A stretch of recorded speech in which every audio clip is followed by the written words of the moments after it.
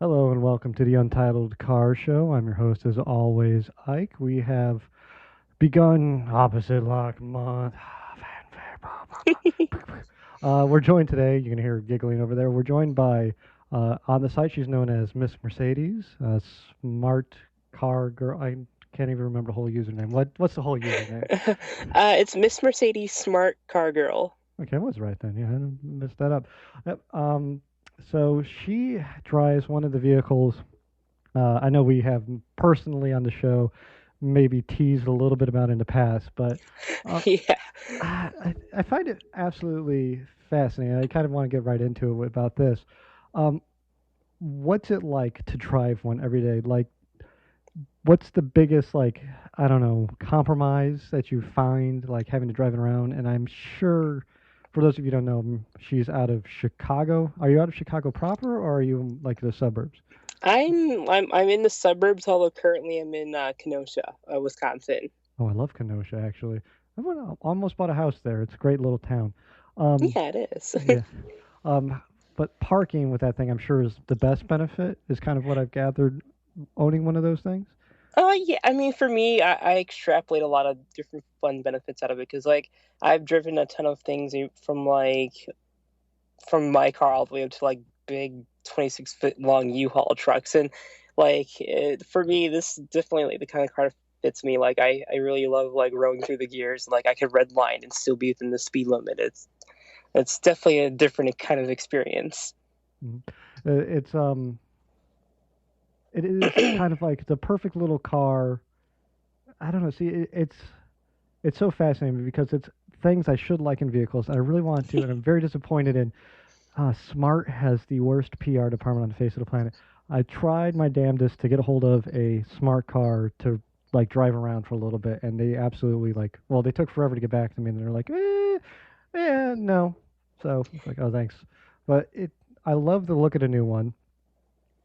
I really am happy that they have the manual shifter finally in it. But Yeah, that's what I've been looking for as well. yeah, well, how bad is? I've heard horror stories of that transmission. Is it really that bad? Is it something you can get used to, or? Um, I would say like with the whole car, it's definitely like something that you'll either A, you'll love it, B, you'll learn to get used to it, or C, you'll just absolutely dread it. For me, I'm fine with it because of the fact that it's not like either a CVT or a true automatic, so I do have at least some control over my gears, but I do love that the new one has either a DCT or a legit three pedal manual. So it's like you get like the best of both worlds, if depending on who you are. Mm. How long have you had the smart car now? Oh yeah, this little one, I bought it back in March 6th of 2012. A couple of years now, so almost 4 years, which is Almost 4 years, yeah. um, well, it's been it's got to be interesting driving around. I don't know. And if you actually have a question on this, I can actually go to the. I hate. So for those of you listening at home, I play with the little tablet and how I normally answer questions and everything on it.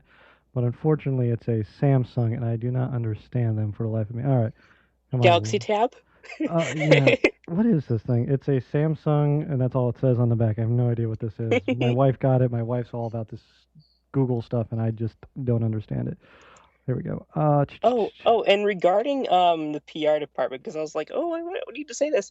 But regarding PR department, back in the day, Smart USA was run by Penske Automotive Group, and during those days, their PR department was super, super awesome. They would lend a car to anyone to test drive. Like, at some point, they were even like planning on basically gifting me a car, because of my story about how I love their brand. But then once Mercedes-Benz USA bought them out, they kind of like stopped caring Mhm. completely. Well, that's like the saddest part is they almost seem like a bit of the stepchild now to Mercedes. Like I went to the DC Auto Show, which was, and again, I always have to do this. Thank you for letting me go to the auto show, DC Automotive Group, or whatever the hell that was. Not good. But like Mercedes, you like walk down the Mercedes aisle and it's like AMG, AMG, AMG. Here's the new B class, and we're gonna do this, this, this, and this. Oh, they're over there in the corner with like panels and stuff falling off of it. Yeah, that's a smart car. Like, like anyone gonna talk to me about the smart car? No, but you want to hear Yeah, something about nope. this? Yeah, it's brand new. Man, we don't care.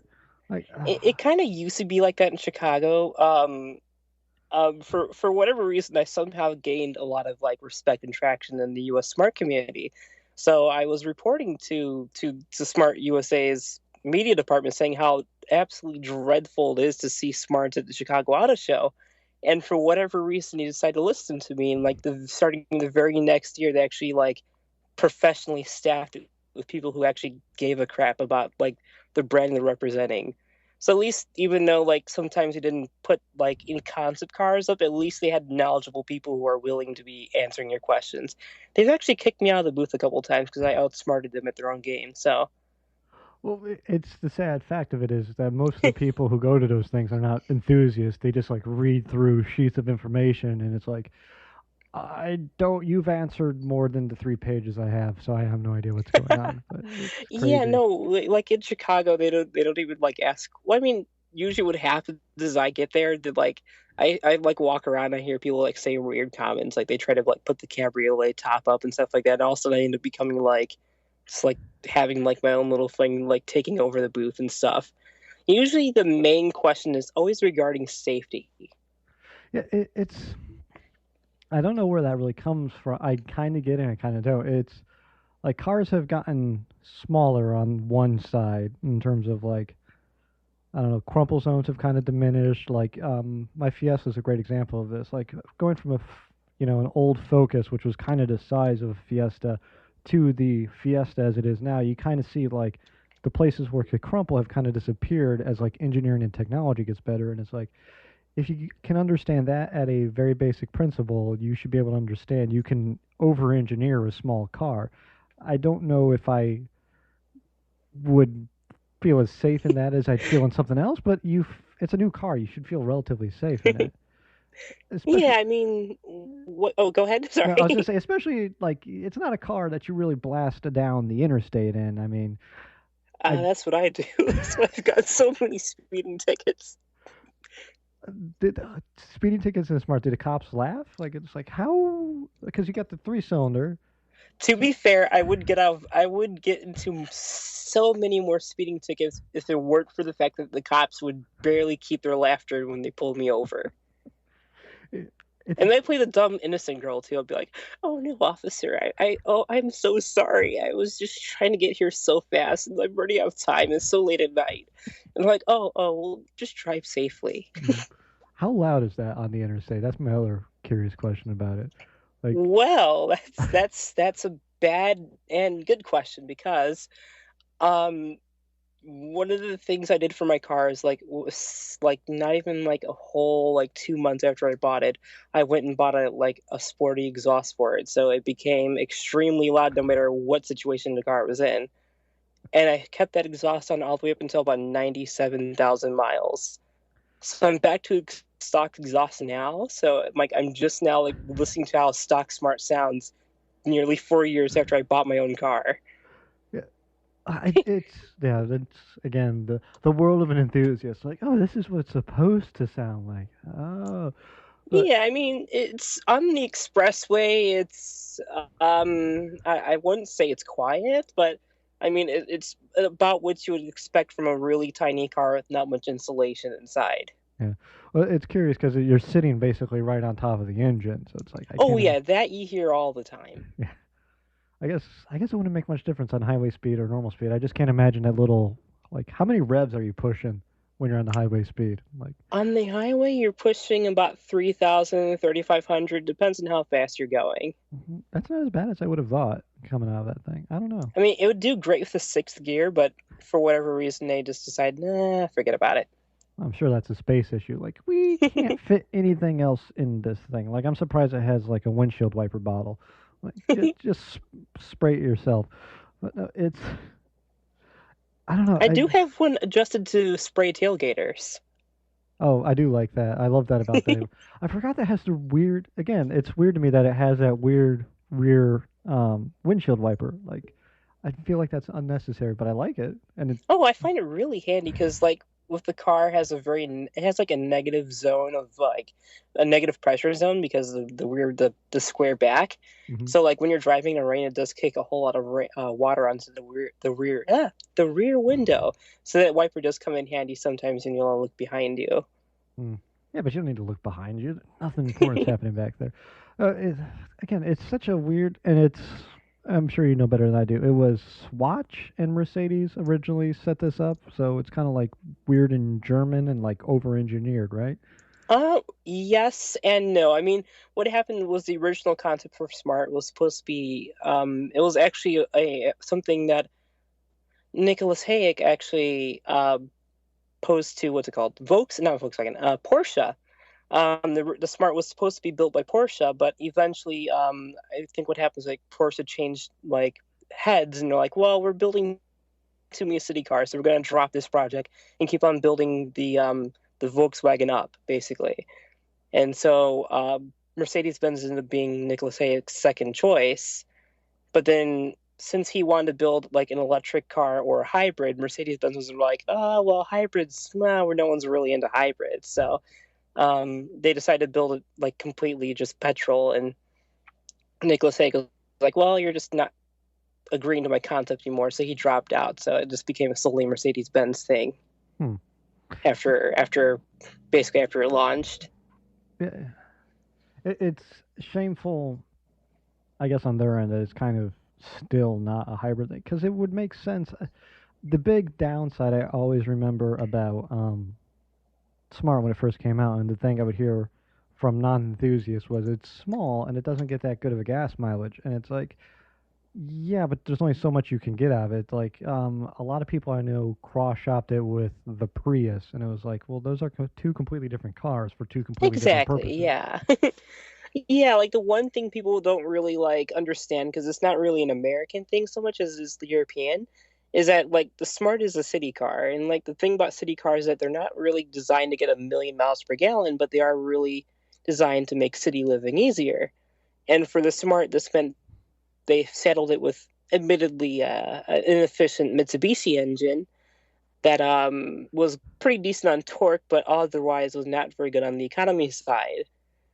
Of course, they remedied with this with the diesel engine, which gets about 70 miles per gallon, but we don't get that in America.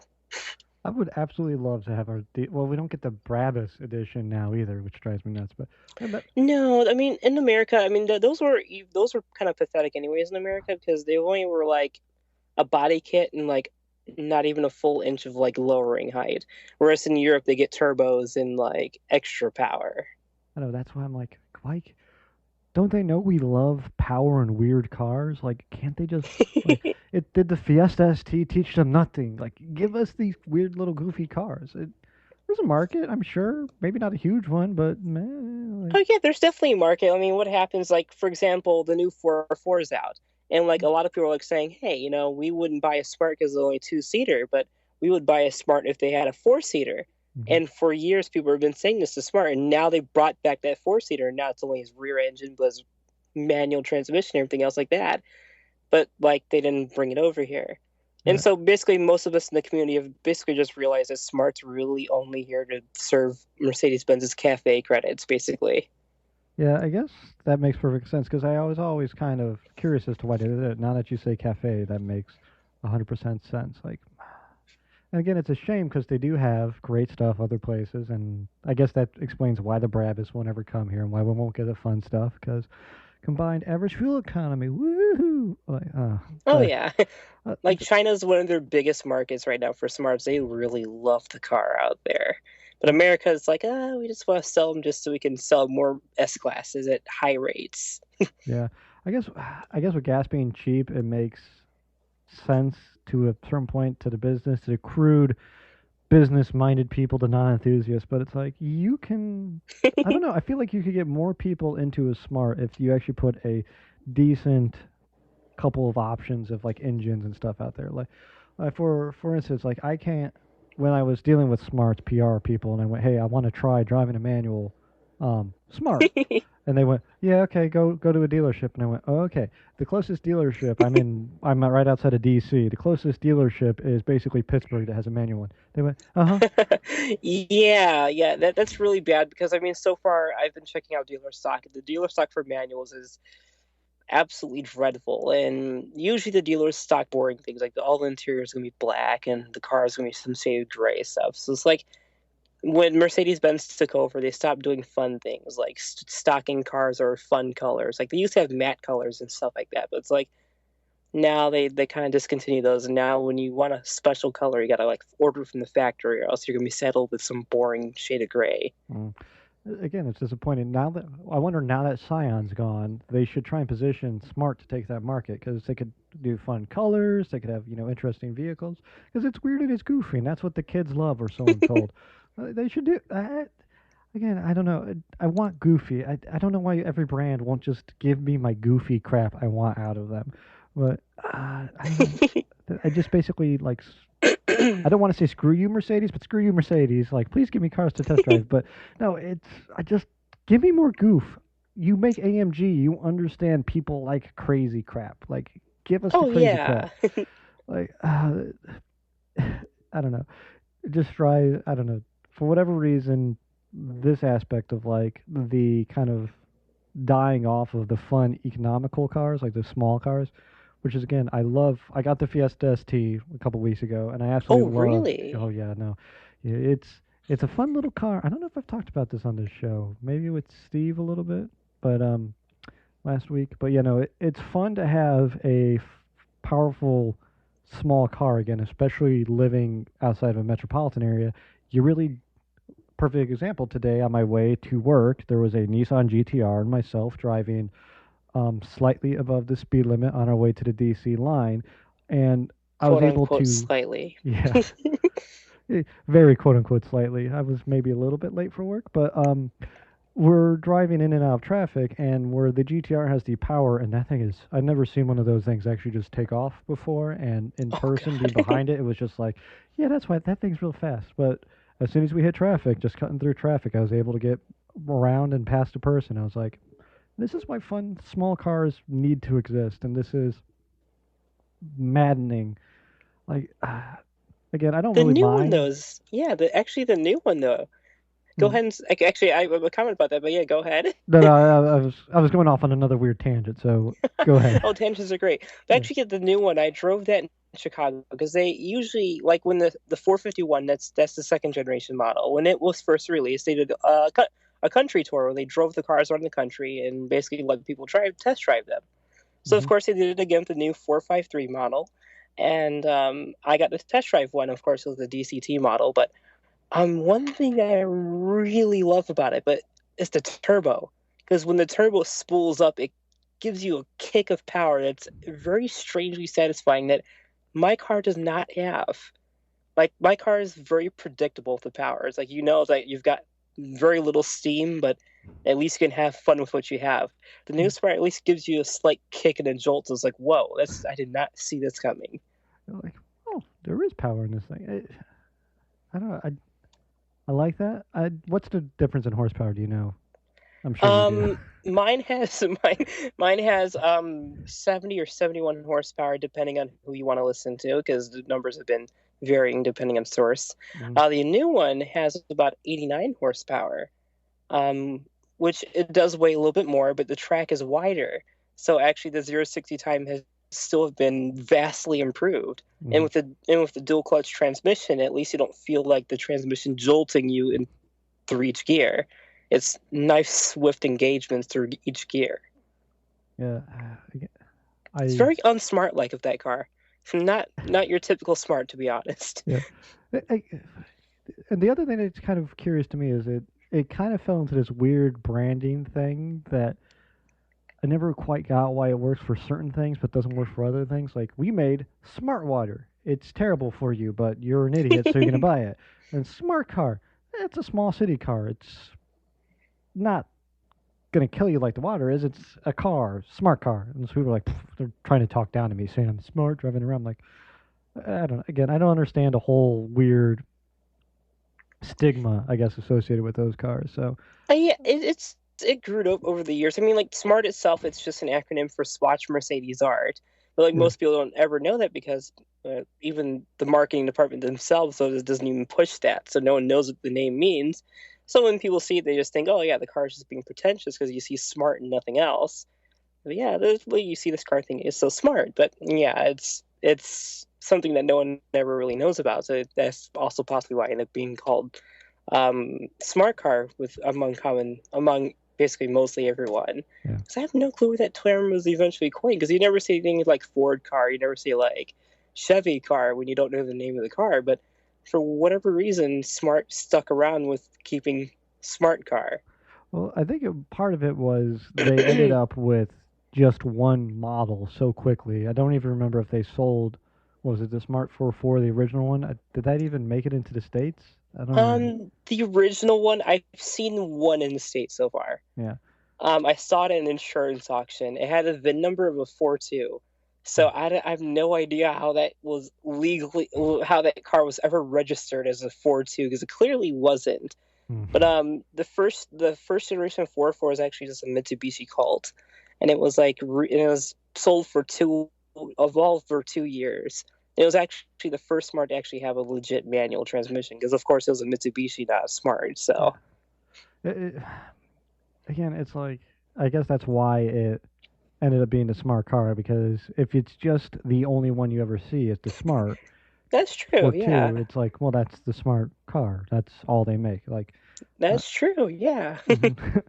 Here I'm gonna go to questions from the audience section here. So, Oh God. I know this is tangential to what we're talking about now. So, the Honda Bro wants to know, undoubtedly the 42 gets a lot of hate on Jalopnik, but what are some of the reactions you get in real life while driving it? And it's kind of curious about that myself because we talked about it. It kind of gets a lot of hate, internet forums, but people like to pick on it. Do you get a lot of like people picking on it when you like tell them what you drive, or like what do you find That pulling into a gas station? Do you ever get like mean comments, or do you just like it's a car? that is actually a very fine question because actually, oh, there we go. Sorry about that. I had to burp. Oh That's gosh. fine. Oh, edit that out or something. Mark that. If that's how that works. Yeah, that works. Yeah, Anyways, somewhere around the 22-minute mark, we'll take that out. So. um, watching the final one. Anyways, basically, that's a very fine question because actually it works the same way with basically a lot of like how I live my life. Actually, where both major things my life, my car, and basically what people would say my lifestyle gets a lot of hate on the internet. However, in real life, it's quite the opposite. Like, for example, I go to a gas station. Usually what would happen is typically someone like walks up to the car, either they ask me a really stupid question. Like, for example, I clearly have like a fuel pump like nozzle in my car pumping gas, and someone say, "Hey, is that electric?" And I'm like, sure. Mm, Or like people say, "Oh, how much does it cost to fill up?" or stuff like that. mm, oop. The only times I ever get like negative reactions are actually when I'm driving on the highway. Usually BroTrucks try to run me off the road, and Yeah, they have successfully a couple times. oof. That, that actually that's a another question on here from SM70 who says, "Do you ever feel like other road users try and bully you off the road or simply don't see you in the smart?" Yeah, so you physically been run off the road? Yes, I've more times than I can physically count by now. Oh my god. Actually, and of course, my car's been paintballed. My car gets paintballed every 4th of July. I've taken to basically putting my car in the garage every 4th of July just to avoid the problem altogether. My car usually gets paintballed every 4th of July. And of course, one 4th of July, my car got shot. Although I don't think that wasn't obviously that wasn't direct to my car, but it still has a bullet hole from being shot. Character, speed hole, character, something like that. Yeah, I put an Apple sticker over it. I was too cheap to replace the panel. Yeah. Are the panels plastic? I feel like I remember them being plastic. Yeah, the panels are plastic, but the safety cell, which is also exposed, is still the common steel parts. Oh, okay, yeah. That's crazy. I'm still going back. So, like, do you think like it's like purposeful that the bro trucks are trying to run you off the road, or was it simply like a lack of visibility being able to see such a small car? It has happened where it was. I mean, I've seen it being intentional. It was quite literally like I was followed home once, Oof. and the entire time it was like they were trying to quite literally just take me off the road. Although it turned out that my car had a little bit more power than theirs, so I was able to outrun the truck. So, of course, I reported a couple to police, and of course, police up here don't do anything, so they never go anywhere. And when I say, "Oh yeah, this truck ran me off the road," I have a video to prove it, and nothing happens of it. That's crazy. Uh, like But yeah, attempted it's murder. Meh. you do get your fair share of haters on the road. But I Mhm. mean, personally, like anyone you actually meet in person is usually pretty like nice about it, or at least neutral. Hmm. Well, it's curious. Have you gone? I don't know. I'm originally from right around there, but it's something I never did because weirdly I moved out of Chicago before I really became an enthusiast. And that so do they do? I know they have to do cars and coffee up there and like those sorts of car meets and stuff. And I know there's always like car shows and all that. Have you ever gone to the car shows and had people make comments, or what's going on with that? Yeah, there's one in Chicago called Supercar Saturdays, Hmm. and it's usually like one year I tried to like they had like a Bugatti Veyron there, like basically it's like those kind of cars you see there. Yeah. And so sometimes I like driving in, like I pull in, I reverse next to a Dodge Viper on one side and like a classic Mercury on the other side. So it's like my car's completely and totally out of place. However, it still draws a crowd like it's a Ferrari. Yeah. I guess. Because a lot of people think the engine's up front, and then like I keep the back open, so like, whoa, the engine's in the back, holy cow! And all of a sudden, when you learn the engine's in the back, somehow the car gets a lot more respect than originally thought when people first walk up to the car. It's true because if you really think about it, it's a rear engine, rear wheel drive car. It's kind of everything you want in a sports car. I had Except a, for that transmission. except for the transmission, but it's transmission is kind of like blaming the tool for the carpenter's failure or whatever the expression is. I can't think of it at the moment, but it's Something like that. something similar like that. But you can have I don't know. Have you ever taken it autocrossing? Have you ever like been out racing with it? Did it even let you autocross that thing? I wonder. No, I really want to. I mean, like for example, there was like ice racing like last weekend. I know like a couple of the Midwestern oppos are talking about that. I was like, I really want to do that, but it's like I was like treating my sick girlfriend at work at home all weekend, so I was like, yeah, I'll try another. I've been really wanting to autocross it because I have the wide tires, so my handling is vastly improved. Mm. It's like the stock cars, like they have skinny like front tires so that they induce understeer. So you can't really have fun with the stock smart. But if you give it wide tires, you completely eliminate the understeer all entirely. Hmm. It's glorious. Yeah, I guess that's one of those things where they tried to engineer it so people who because they went, well, no enthusiast who's going to buy this car, and we'll try and make it feel like a front wheel drive car, even though it's a rear wheel drive car. But no, it's did you have to get special rims to make the tires wide? Like, Tur- well, I mean, I bought special rims anyways, TSWs, but turns out the stock tire sizes will have accepted the wide tires anyways. oh, And I know they make them skinny for safety reasons because I know the first generation cars, they were even smaller than my car was, and they failed the elk test because they had so much traction that they would tip if you try to turn them really fast.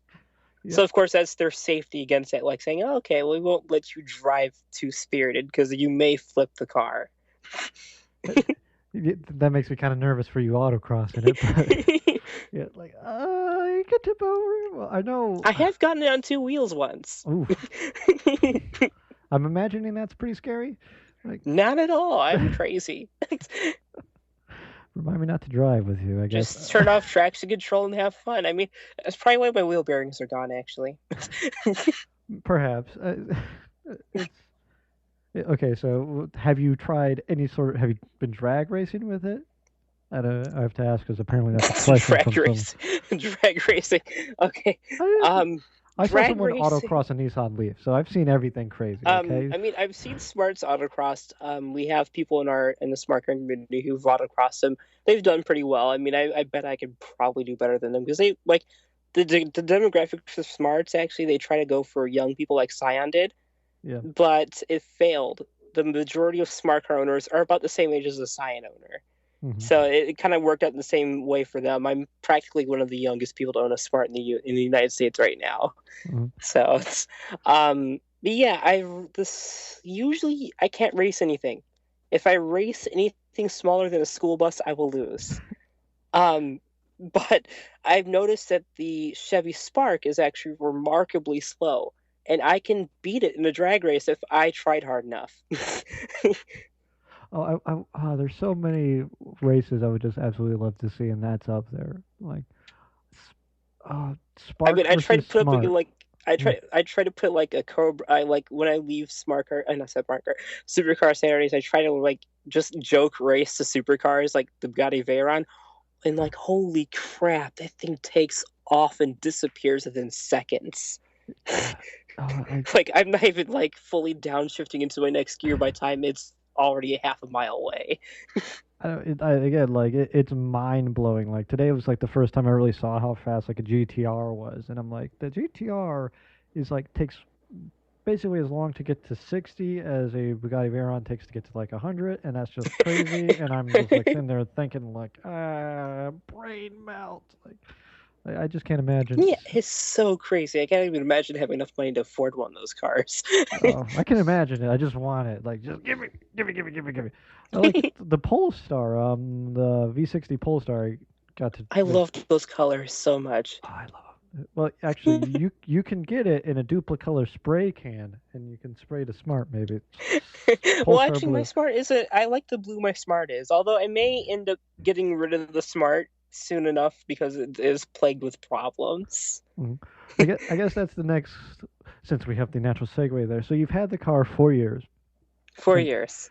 And one of the things I got to know is what it's like. Like, how practical is it, like driving it around, like day by day? I know we kind of talked about it a little bit, but have you ever had an issue where it's like you have to put like groceries in the car, and you have to put a person in the car, and you have to make decisions, or like do you have to plan ahead? Like, how much like forethought is it like into the day when you own a smart? Like, if you uh, get up and you're leaving the house, you have to know you're gonna go X, Y, and Z before you get home, or like, can you basically go like, well, I guess surprise grocery trip or whatever? Like, that's a very fine question. I mean, for me, I of course I got the car back in 2012, almost 4 years now.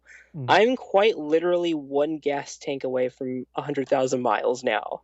mm, So I've gotten a lot of use out of this car, which also can explain the problems, the fact that it's a city car being used as like a highway warrior. But sure, um, I haven't really come across any too many problems unless it feels like I need to move a lot of things.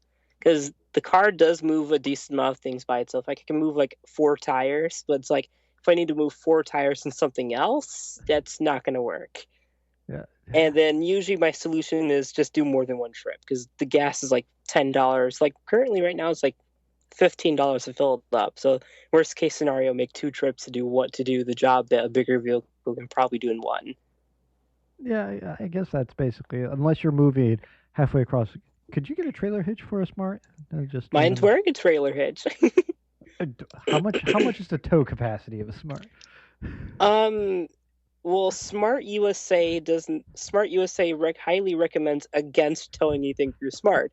However, but the Canadians and the Europeans have somehow calculated out that Smart can safely tow 1,000 pounds.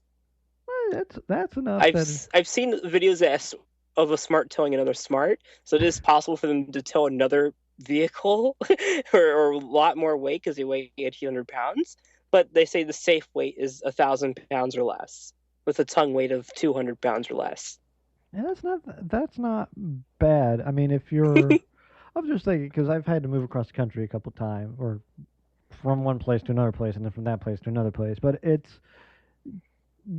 I did it in a Saturn Ion, so I'm kind of used to like, okay, how much crap can I pack into as small of a place as possible? But it's not 1,000 pounds worth of stuff. So I'm imagining if you just had like a simple little U-Haul, that thing probably doesn't weigh 1,000 pounds. You can throw everything you need into it if you really need to go somewhere. So I guess it's smart. Really, I try to.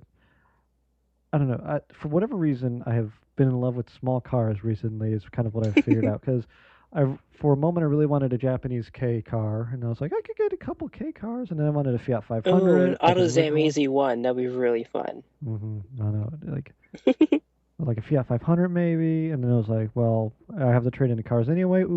Fiesta ST. Now I have a Fiesta ST, but I'm like, and I like to do smarts because they have rear wheel drive and manual shifter, and maybe get one of those. And like, nah, but I, as a practical day by day car, I think uh, the older I get, weirdly, the more I'm like, man, that makes sense. Like, I don't know. Like I again, would say it's only practical for one of two types of people.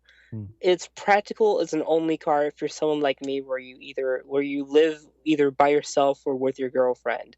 So it's one to two people max. hmm, And you live and you don't have a whole lot of crap to move around. Like I fit groceries back here and I can fit like even like 2 weeks of luggage fine. It's like if you are more than just you and somebody else, then you're probably gonna have problems.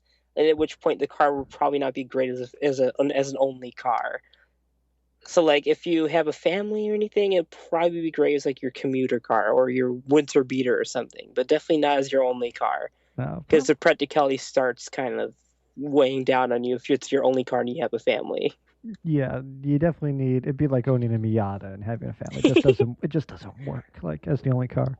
Did they make a roof rack for that? I know I'm asking weird random questions, but Yes and no.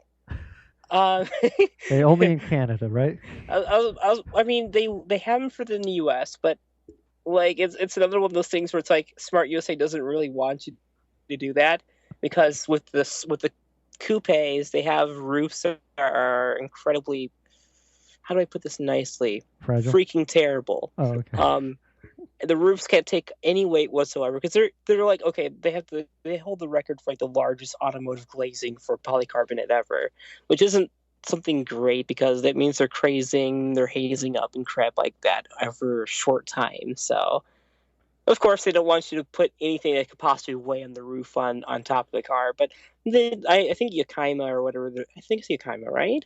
I think that's how you say it.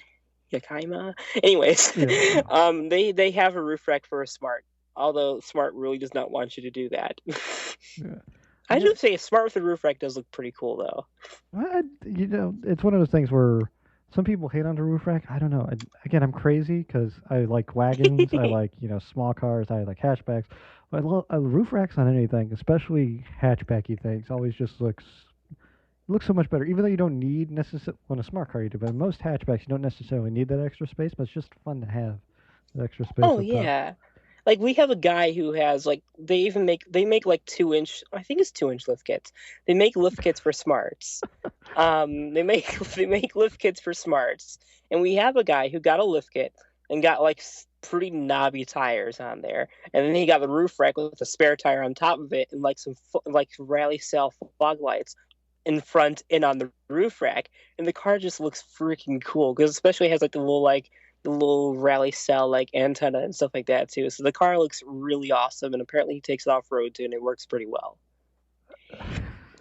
Oh, excuse me. So, Sneeze. okay, we get.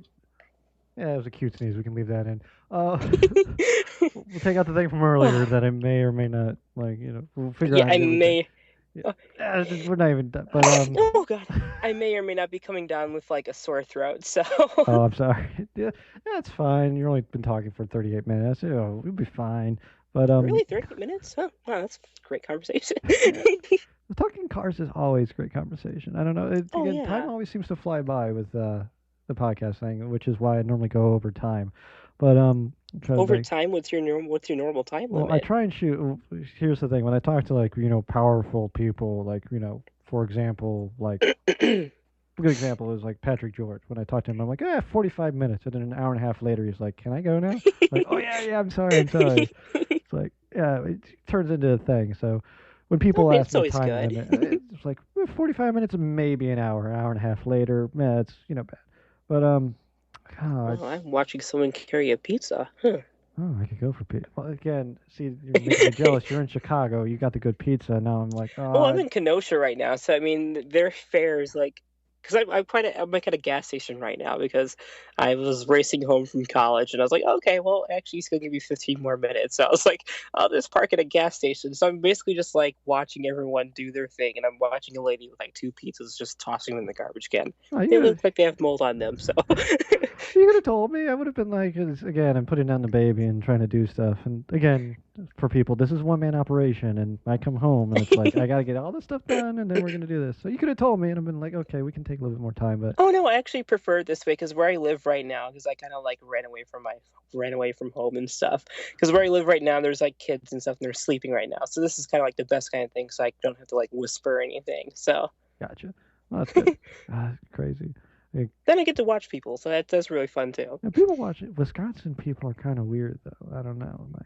They're kind of like Canadians mixed with Canadians mixed with Midwestern people, mhm. which is kind of nice. I mean, despite like how crazy some of the politics are here, the people here are really nice. Hmm. I actually had a weird conversation today about this with someone else, and it was like, no, I don't. People, Wisconsin, Illinois, even like down to Texas, you might not agree with their politics, but they're the nicest people you'd ever want to meet. Don't cross them. The Yeah, nicest people you ever want to meet. yeah, exactly. Like, it's fine.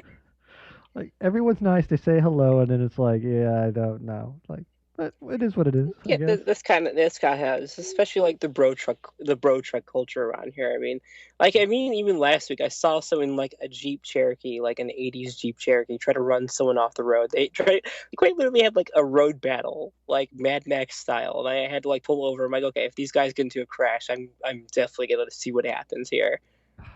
And then at least one person became the bigger guy, and he drove away. He floored it and drove away from the guy in the Jeep. So I was like, oh, come on. Darn, no Mad Max murders today. No, the Bro Trucks have just gotten to be the worst recently. I don't know what it is with them. I feel like they've become huge, obnoxious douchebags within like the last basically like 18 months. They've just every time I've run into a Bro Truck, lifted, pick up, blah blah blah. It's been like, like please, like don't roll coal, don't do stupid shit. Like why are you all I over the think they're road? Like finally embracing their image. I think that's what's kind of happening. Yeah, they're like, oh, you know what? I'm gonna embrace this bro truck image, even though it's horrible. I think they're finally embracing that image, which is why they're getting worse. uh, Like they're playing along with the joke, which is not good. yeah, like we're shaming you because we want you to change and better yourself as a person, and you're buying into it, and that's so much worse than it's possible. Although But I really love stance culture in Illinois because it makes no sense to me. oh yeah, Because a no, lot of these guys stance out cars that are their daily drivers. So when it starts snowing, I get to watch stanced cars plow snow. So it's something I giggle at every single time I see it because it's like I see like a slammed IS 350 plowing snow for the plow trucks and sometimes doing a better job than they are. I absolutely love Illinois because it doesn't make it has no reason for there to be any car culture in Illinois because of the winter. It just nothing makes sense to be a car Oh god, the fanatic salt there. is so terrible. I know it's like anything nice gets destroyed and then potholes and then it's awful and it just and yet it survives and it thrives there and I absolutely because if you look from around the country and you're like I want to find a again because I'm a crazy person I want to find a used Maserati Quattroporte where can I find one it's in Chicago GTR Chicago Lamborghini Chicago everything's in Chicago that's where they sell all this crap and it's like none of this stuff makes sense here so Oh yeah, but I like love our it. car culture is crazy. And Mhm. actually, to bring it back to one of your early questions, though, on the reliability of my car, because wow, we go on tangents. Oh, I love tangents. Yeah. Anyways, though, yeah, 100,000 miles. The car has been pretty practical because my lifestyle is really laid back, easy. I don't do a lot of things that require lifting or space or anything like that. Mhm. The car itself, though, has been unreliable enough that you would need a second show to cover everything. That's Now I not a say good this sign. Yeah. Now I say this as though um, most smart owners don't have many problems. Like even like as the reliability reports are coming in for the years, they get better each and every year. The first year model was kind of sketchy. The second year models and each one after that it's better. But I ended up with a lemon. Mm. Yeah, that's again Mercedes based stuff, and I had a a Challenger which is basically a Mercedes platform, electronics and everything, and that thing was just Yeah, absolutely awful. But Daimler Chrysler quality. yeah, it's like, I guess that was under that umbrella too when that was built, so that doesn't speak volumes to that. But yeah, 20. What year is the car? You bought it in 2012. Was it brand new when you bought it? 2012, yeah. Yeah. Okay. I'm the official. Jesus, no, I'm losing my voice. Okay, I'm the official yet unofficial record holder for the highest mileage 2012 in the country as of current. Wow. Because, since there's not many smarts in America, we try to keep track of all the high mileage smarts to prove that hey, these cars can go a lot of miles and not die. Yeah. Despite the fact that mine has a lot of problems, although it has like the typical German kind of problems where it's like the car can still run but it's broken. Like, And every time you fix one thing, something else breaks. Like I fixed my exhaust, my wheel bearings started going. So I'm like, oh yeah, fantastic. yeah. But yeah, I'm basically hitting 100,000 miles now. I think the next best car has like 50,000 miles, if that. That's impressive. You got to be like the what you got to do is like the was it Irv Gordon, the crazy Volvo guy who's got the 5 million mile Volvo. Yeah, you could do it with the well. I'm not sure if you want to do it in a smart, but it, I would be interested in it, but just not this one. I would trade. Like right now, I'm thinking about trading this one in, but for another Smart 451, but probably a convertible, which is definitely less safe because, as much as a smart owner would like hate to say it, this cabriolet is definitely like measurably less safe than a coupe is because that safety concept does not apply. But I yeah, would still get one anyways because I've driven the convertible Smart. And it's like open air experience, but a tiny ass car. yeah, it's basically a motorcycle, mm, slightly safer, kind of. You can't tip over. I guess that's the best way to put it. Yeah, you can't like if at least so long as you don't crash into a truck, you'll be fine. Yeah. Well, it's a good thing there's not a lot of semi trucks out there in Illinois. It's fine, or Wisconsin. That's strange. Yeah, the semi trucks all disappear when you reach Illinois, but there's a lot of them in Wisconsin. I'm like watching like a truck every second passing by right now. I'm looking at I-94 from my window. Yeah. And it's yeah, 8094. Every time I go back, it's always like, oh, it's a ton of semi tractor trailers and me, and that's I don't know. I guess because Chicago's such a big shipping lane right there, and then everything going north has to take 94. So it's like, well, that's all you get. So it's worse in Oh, Kenosha I love though. I love drafting trucks actually. I'm guilty of that actually. Yeah, it's got to help the gas mileage in that thing though. It's Oh so yeah, tiny. the Like, did you ever see the video of the guy like pedaling behind the semi truck and he's like in the wake, so he's like moving at like 80? I imagine that's what it's like in a smart. Like, wee. kind of yes, but kind of no. Since the car is super light, I do feel the air that's still kind of like being in the back behind a truck. So I can get like 60 miles to the gallon, but the steering is really sketchy, really sketchy. Unless I'm right on the truck's bumper, which I don't feel incredibly safe with. So I fall like around like 20 feet or so. Mhm. That's probably. I think that's what the MythBuster said is like the safe limit there. Is this? I guess getting back to like questions and the prepared stuff and blah blah blah.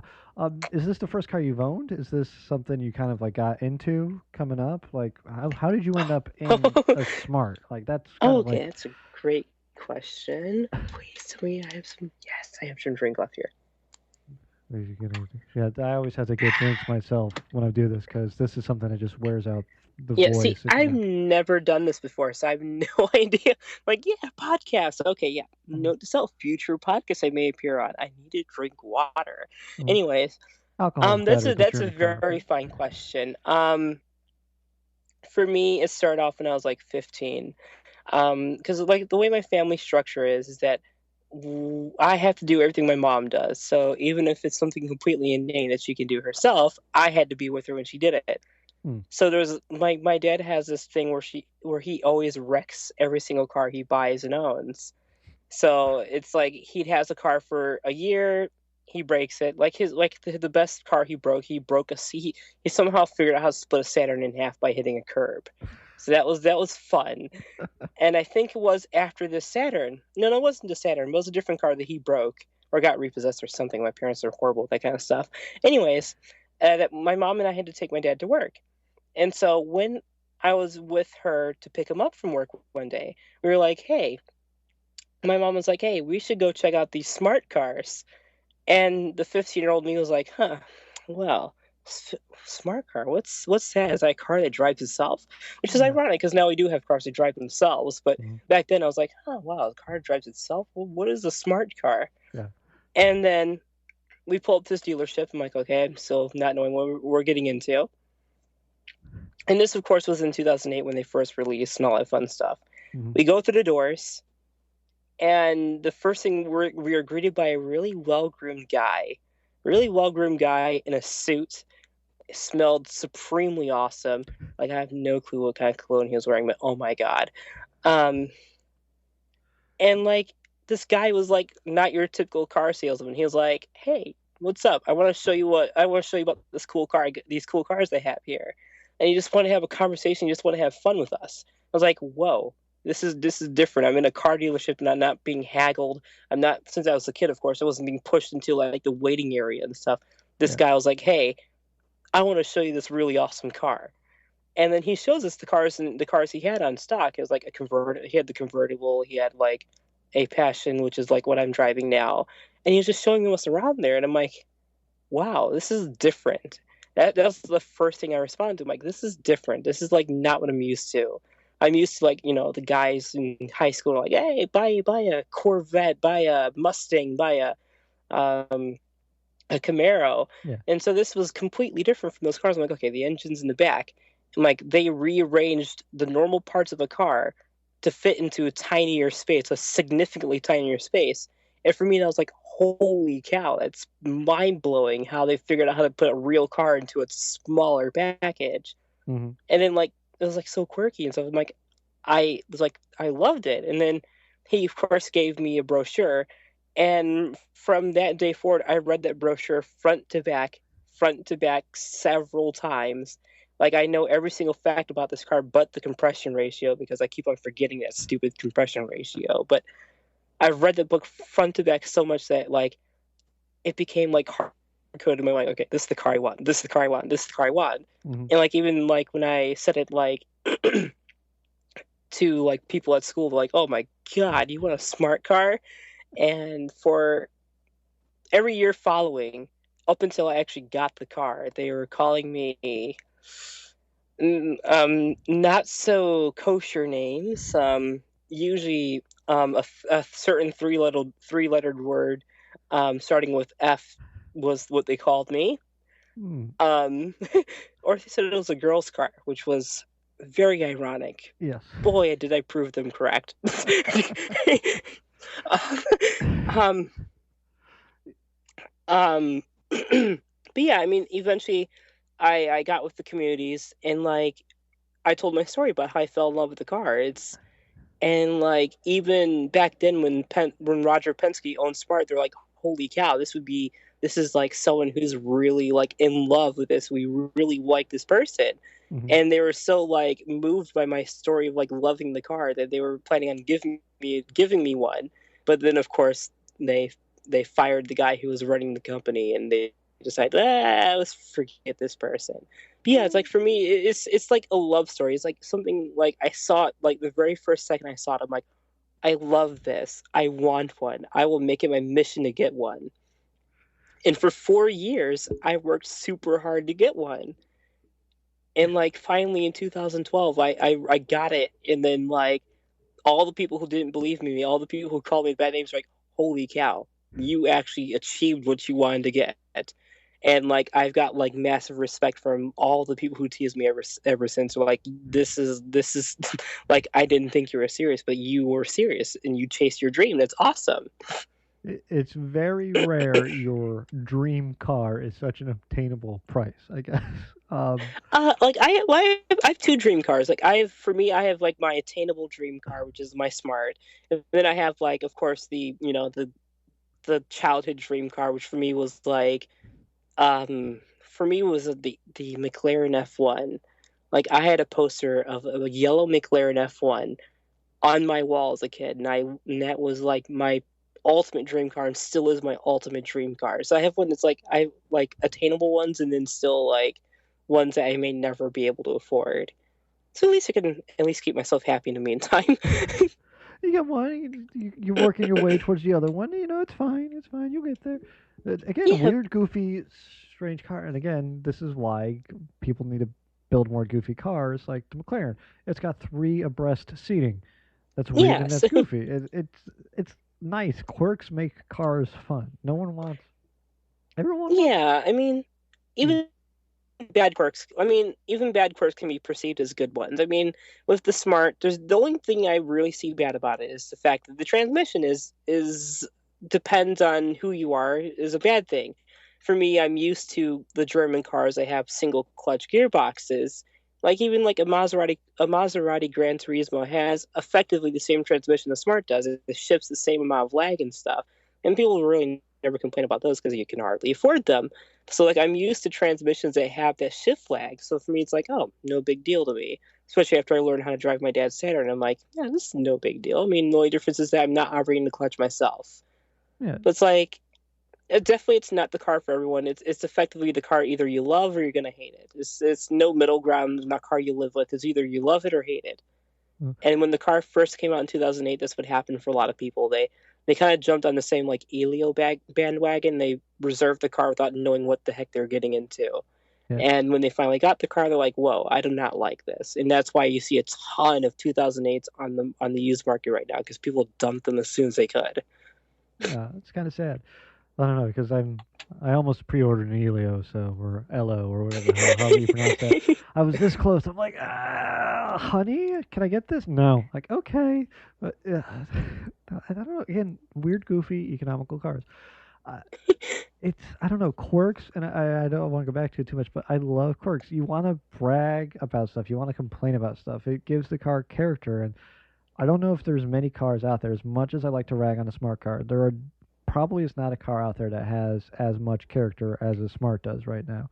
There's a 4.2, I guess technically is what it's called, but Yeah. it, it's a I don't know because the only thing I don't like about them in the DC area, and this is maybe something you have to deal with too, is that they have the little car to go program here, and Really, it's in nothing's DC. Huh. yeah, yeah, that thing scares the living crap out of me, and it's all smart cars. It's all 4.2s, and they scare the living crap out of me every time I see them. I'm like, stay as far away from me as possible.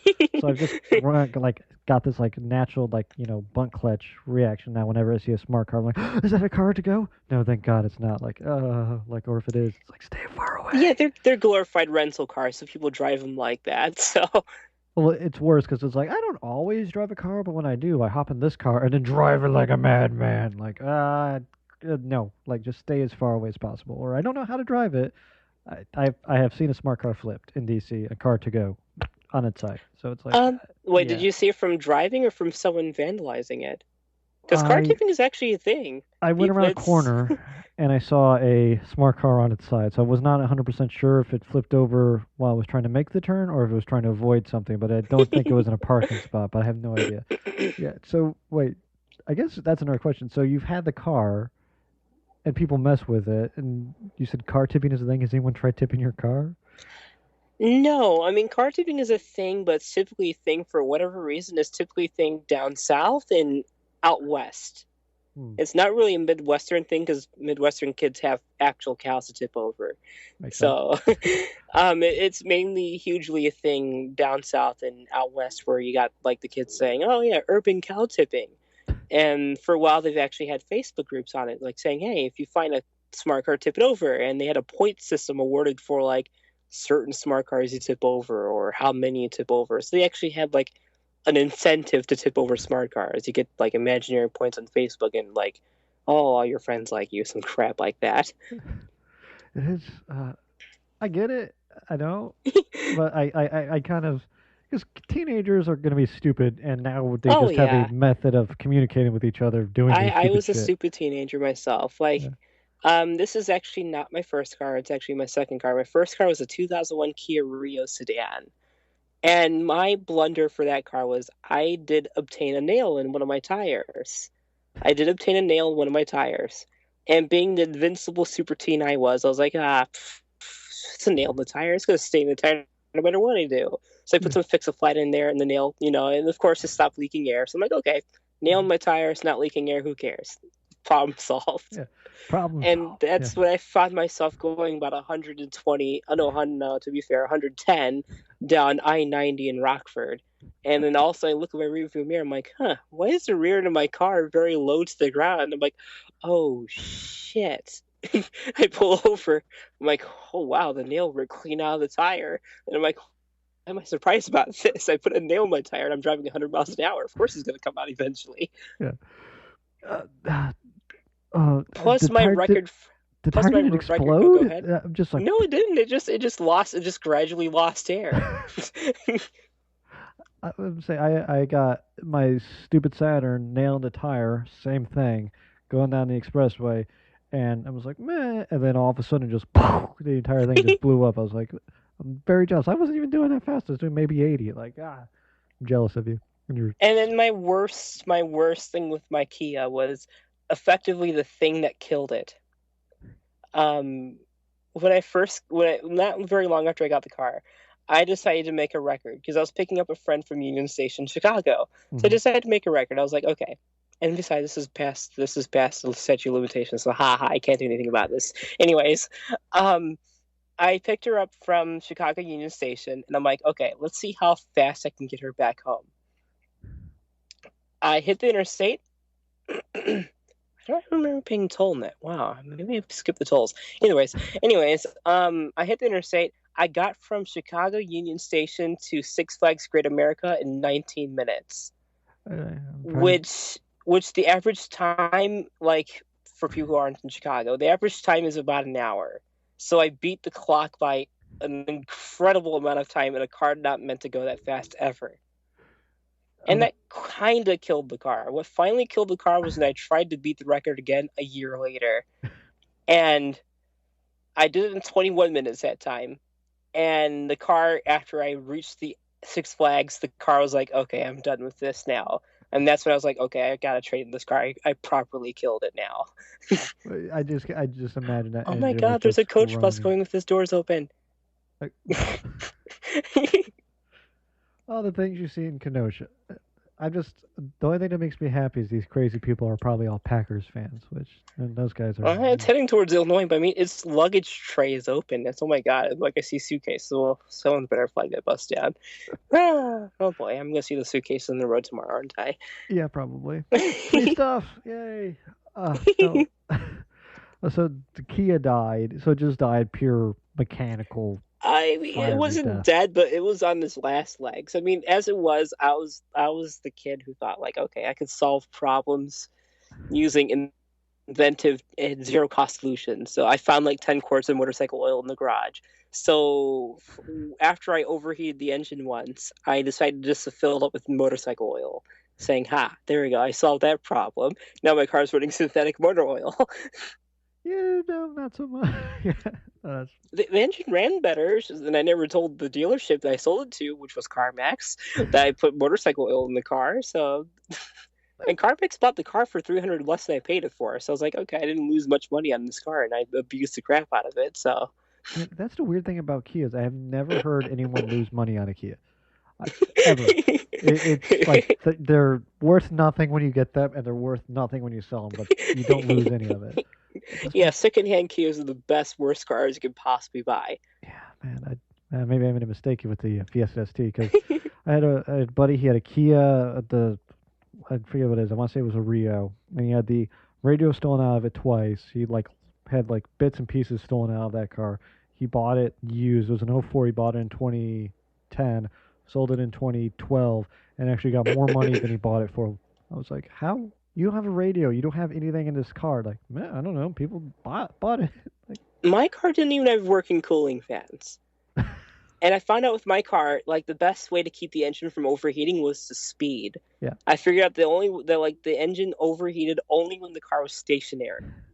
So I never went slow in that car. I was like, okay, light turns green, floor it. That's the only way to keep the engine from overheating. Which was very clever of that guy to sell that car in the winter when the fans weren't really needed.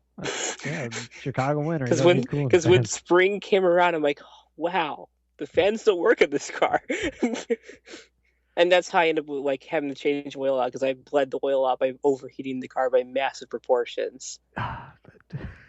just just picturing. Why were you going so fast? I was speeding, officer, so that my Because car my wouldn't car was overheat. overheating. Yeah. Like, well, but maybe get the fan fixed. I guess. I don't. You know, Thankfully, I've been much nicer to the Smart, thankfully. But yeah. yeah, I mean, actually, at least killing the Kia got me into the seat of the Smart because Yeah. that Kia, I accelerating its death kind of expedited the process. Yeah. So, kind of going back to the topic from before, though. So you've had the car, you've had issues, a lot of issues. You're saying, but it's Issues. yeah, yeah. Like I know you're having wheel bearing issues. You had the problem with the exhaust before this, and you're kind of getting. Has anything really mechanically gone real bad with it, or has it just been that like everything else in the car falling apart around it? Depends. I mean, the engine. This is a problem that fixed itself, strangely enough, because I'm the engine, like the first winter with my car. First winter with my car, the engine was shuddering and sputtering in the cold. Like as soon as the temperatures dropped below 20 degrees, all Mm. bets were off. The engine could not run well. And I took it to the dealership several times for this issue. They're like, oh, well, we can't replicate the issue, so there's no problem. So it was an issue that the dealerships refused to fix. Mm. And in 2015, the tables had turned or 2014, I can't remember. Sometime after it came out. Yeah, actually, yeah. So then 2015. Um, I was driving home from Dave and Buster's, and then all of a sudden, the engine it sounded like two cylinders had stopped working, and then it threw a code. Like, okay, finally, I have cold hard data about this problem. Only problem is my warranty had expired because I was at that time it was like 70,000 miles or some crap like that. So I Yeah. was like, oh, well, that was useless. But I reset the code, restarted the car because I actually have a computer gauge now to monitor what's going on with the car. So like I Yeah. reset the code, restarted the car, and all of a sudden from that moment forward, the issue had fixed itself. So for 3 years, this engine has basically died in the cold, but through some strange misfiring event, the engine fixed itself and it's been working fine ever since. It's magic. Like that is the weirdest. Like why Yeah, I does? mean, nothing has been broken that would stop me from driving. Just a lot of really small annoying things, like Mm. my side skirt falling off in a car wash, or like interior panels being shaken loose, stupid stuff like that. Nothing really serious, just lots of really tiny and annoying things. Yeah, that's kind of always what I figured with that car is Except for the belt. I mean, I need to change the belts too. yeah. And the speakers. I blew the speakers. Too much stuff. Too much real big fish for whatever reason. These speakers are like crap if real big fish broke them. But yeah, I have one working speaker right now. Oh, that's gotta be awful. Not That really. I listen to a lot of talk radio, so it's like, no big deal. yeah, I remember I had a tracer with blown speakers, and that used to drive me nuts. Like I had to sit there and adjust. I only had the car for like 3 months, but I basically just had the center channel left. Like okay, just down to the center channel and just have that, and then that was it. Oh my God. Okay, I'm not being fair to my car. There is one major mechanical issue going on right now. I'm not being fair to my car. There's one major mechanical issue, and that's the transmission. It's dying. Oh Every 2 weeks, it throws a code and goes into limp home mode. yeah, Um, I posted something on Oppo about this, but like one day, like right after I got the car, not right after, but it was like a summer after or something like that. I drove up this dirt hill and I took this like panoramic picture of my car, and I'm like, okay, I love this picture. And then I reversed back down the hill because there's no other way to do it. And while I was reversing down the hill, the transmission made a horrifying like clunk. And from that moment forward, now it's at 20,000 miles. From that moment forward, my transmission would make a horrifying clunk every time I engage reverse. I And now, at nearly 100,000 miles, the transmission completely entirely stops working when it feels like it sometimes. I almost wonder if it's like it was in first, reverse is first and all that going backwards. I almost wonder if it was like it was going too fast and it like over spun something. I'm curious about Oh that. yeah, it was. I think I was going too fast because I hit the brakes, and every time when you hit the brakes, the clutch tries to engage or whatever in anticipation of you trying to switch gears. And Yeah. I think what happens when I hit the brakes, the car got confused thinking I was going to switch out of reverse, and it just fucked something up in the car. Yeah. And again, this was something I brought up to my dealership saying, hey, I engaged reverse. This is broken. Could you do something about it? They said, well, unless there's a check engine light, we're not going to do anything about it. So again, like this is a major issue. Like my engine issue was that the dealership just said, no check engine light. We're not going to do anything about it. And so now my car has nearly 100,000 miles, and every 2 weeks or so, I got to deal with a transmission that decides, I don't want to work today. It's kind of an important piece, I guess. But thankfully, since the car is computerized, just resetting the car gets the transmission working again. Yeah. But I have a fear that one day it's going to happen where resetting the car is not going to get it to work again. Yeah, that's the worst feeling. That's why I had to get rid of the Volvo, was because And it worked, but it was like one day it's just gonna stop.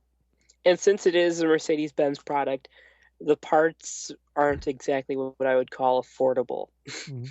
Well, yeah, no. Well, that's a question. Do you have to take it to a Mercedes dealer, or are there specialized smart dealerships? Do you have to take it to even like specialized Oh Mercedes? God, you're right. Yes. You can't just take it to any Mercedes-Benz dealership. You got to take it to a Mercedes-Benz dealership that sells and services smarts. Oh, I that don't know sounds. why, because the smart techs can go anywhere. It's not like they can just. It's not like they're stuck at the dealership. Apparently, they go around the country, so it's not like they're just stuck at these dealerships. So, but regardless, if they don't sell smarts, the Mercedes-Benz dealership will refuse to service them. Um, Ever since 20,000 miles, I've been doing my own oil changes because $450 for an oil change is absurd. Um, Ah, Mercedes. You gotta I've love been, them. I've been doing my own oil changes, but service I haven't had to worry about because I had the warranty. And at least they did fix some things under warranty, like the broken side skirt, some of the panels that were falling off on the interior, and even the radio, which killed itself at like one summer. So they did fix some things, but the most important things they decided not to fix. So now, if I were to fix this car instead of trading it in, which depending on if I get a new job may be what happens instead of trading it in. I would be going with like a European independent deal mechanic. Yeah. Because a lot of times what I do is I end up just showing the guys how to fix the problem and letting them do their work. Yeah. Because I don't Like, have the tools to do it myself. I know how to do it, but I don't want to do it, or if I don't have the tools to do it. it's gotta be. Oh man, it's maddening. Um, ah, I don't know. It just. I don't know, because I imagine you have the same issue my buddy had with his Mini whenever he went to a stupid BMW dealership, where it was like, "Oh, you have a Mini? Yeah, you're gonna wait in the back of the line for everything." And like, he would never get anyone approaching him like, "I need service," or "I need a thing." Like, can someone pay fucking attention to me? Like, Yeah, I mean, it was kind of like that. I mean, one time, they gave me a town and country for a loaner car, which is you can put a smart into town and um, country. like they said, we ran out of smarts. We're gonna give you a town and country. I'm like, a town and country. And now I was mad at that at first, but then I drove the town and country, and I'm like, for one thing, I grew up in minivans because my mom, before she got into the whole SUV craze back when I was a teenager, she loved minivans. And the Mm. minivans I rode in were like Chevy Ventures and crap, so there weren't anything too amazing. So I drive this minivan. I'm like, holy cow, there's mood lighting. Like the seats are comfortable. Like, and it could even if you full traction control, you can even do like a little bit of a burnout. I'm like, I'm not really mad at the town and country. It's fair. It's very decent if you're a van going type of person. It's. I But don't know for a if it. loaner car, hell no. Yeah, I don't know. It's. I was laughing because it's so big. So it's like we gave you the smallest car. We decided to give you the biggest car, but Yeah, it's like we ran out of the smarts, so we're going to give you the worst uh, car we can possibly give you. I'm yeah. like, oh, I kind of want the Hyundai Sonata because I never driven one of those. But nope, they gave me a van instead. Yeah. No, I did like no when I had the Challenger that went to the shop every other week. Um, I did enjoy my pick of the litter from the Enterprise dealership that I always give it, and they were always confused. I don't know what the turnover was at this place. But they'd be like, "All right, we got three cars. Which one do you want?" I'd be like, "Well, which one are we? We have a Dodge Avenger, we have a we have a Chrysler Town and Country, and we have a Dodge Grand Caravan. I'm like, give me either one of those minivans. Like, you don't want the Avenger? The Avenger's a sports car. I'm like, no, it's not. Give me the minivan. It's got 300 horsepower. I drove the Avenger once. At least the post Fiat facelift Avenger. Um, I have respect for that car because You even did, though this even though the speedometer goes to 120, it will go more than 120. I know this from something I've tested myself on an expressway. mhm. It will go more than 120, which is very scary considering the speedometer only goes to 120. uh, I'm learning here. Never drive with you. Basically, is what this comes down to. No, you can drive with me. I mean, my smart is electronically limited. I don't want to pay for an ECU retune, so you're fine with me because I can go no faster than 90. Touche. No, but And my girlfriend will kill me if I drive if I drive like that with anyone else in the car. uh, As if she worries about me driving like this normally, which I hope she never listens to this podcast. you don't tell her about it. But no, we're an hour and she's probably stopped listening. But no, it's you drove the you drove the post facelift one, and that one actually had the decent transmission. I drove the. I know I've brought this up before, but I hate this car. It has the worst transmission possible on the face of the planet. You floor the accelerator and it goes bzzz, and you go, all right, shift, like bzzz. Oh, you're out of your power band now. Fucking shift, bzzz, like fucking shift at some point. Bzzz, I can top that. I can top that. The yeah. Dodge Caliber. Oh, same I've transmission. I've driven that before. The CVT in a Dodge Caliber. That was the first CVT car I've ever driven. I don't. I mean, okay. For one thing, I did like the crazy boot, the bass, and the stereo for the Caliber. That's the only thing I liked about the Caliber. That the stereo had more bass than it should have. Yeah. It had a horrible amount of bass, but I mean, if you're like me, a teenage me, like liking dubstep and crap, a lot of bass is like, oh yeah, that was cool. So Yeah. I mean, that's the only redeeming feature I could find out of the Caliber. But the CVT was like, it was horrible. Like you floor it and like you want it to shift gears, but it this red line just stays at red line and doesn't do anything but stay at red line. So it's like, could you do something more fun than just drone at me? Yeah. That car. I've basically screw Although Dodge. the Yeah, SRT4 though, the SRT4 version is absolutely glorious. I have not had the chance to drive one of those. Oh, the turbo. Yeah. I think turbo makes everything better. This is true. Turbo does make everything better.